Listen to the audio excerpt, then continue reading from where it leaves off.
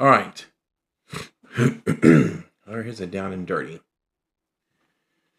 All right, so you can use the website, which is bambulab.com, and go to Maker World right there. I'm clicking. Off to a great start.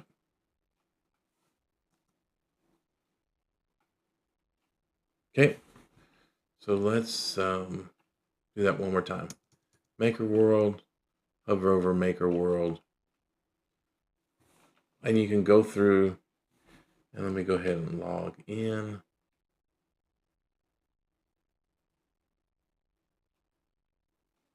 Okay, that way it can be saved. All right, so you can go through and you can find something that you want. Mini Jesus. Who doesn't want Mini Jesus? And you can just click open in Bambu Studio, import into Bambu Studio, open Bambu Studio.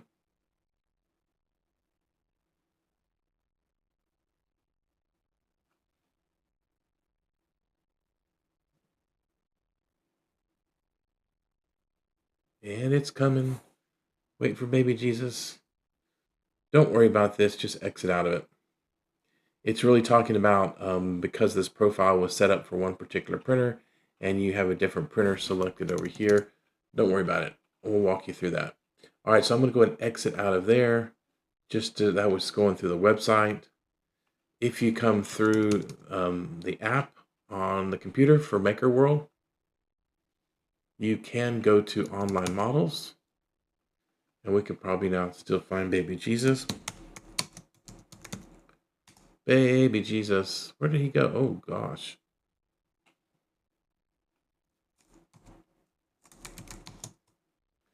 Maybe mini baby Jesus. Well, I don't know where he went, but it doesn't matter. Let's do... Oh, there they are. Let's do mini baby Jesus.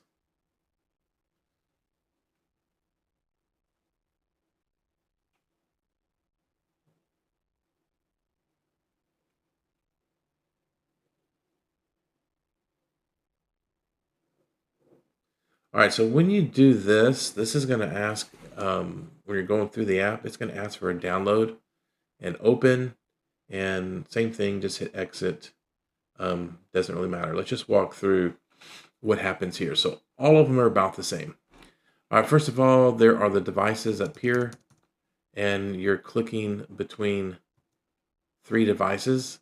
A1 Mini, well, let's start here. The X1, that's the big gray one. And then right next to it is A1 and then A2. Okay.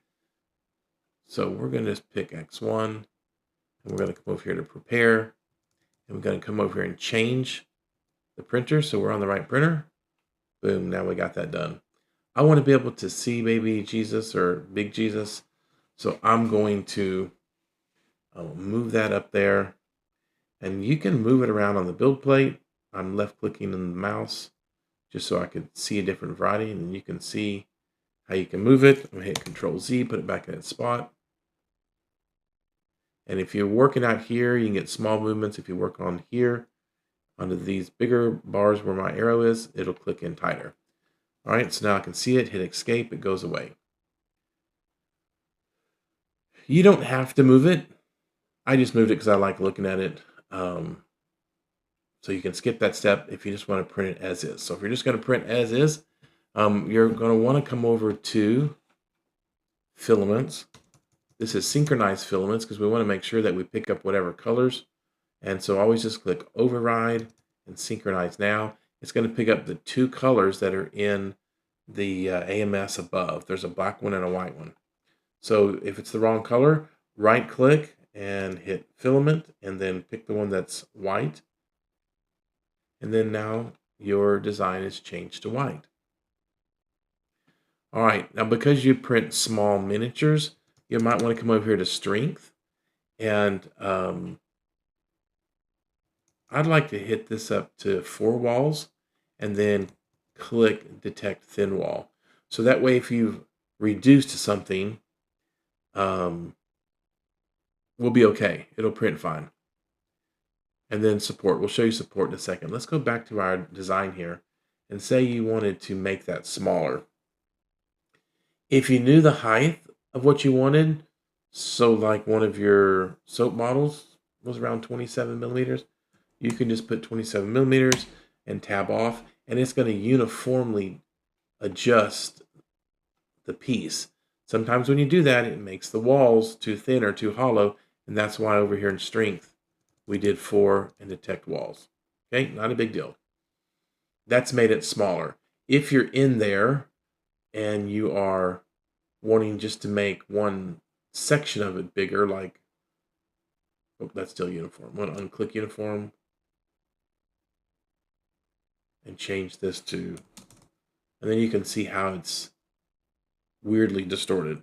So just make sure the uniform is selected and you'll be okay. So I'm going to go back to the original size, get everything back the way it was, and then I'm going to take this back down to 27.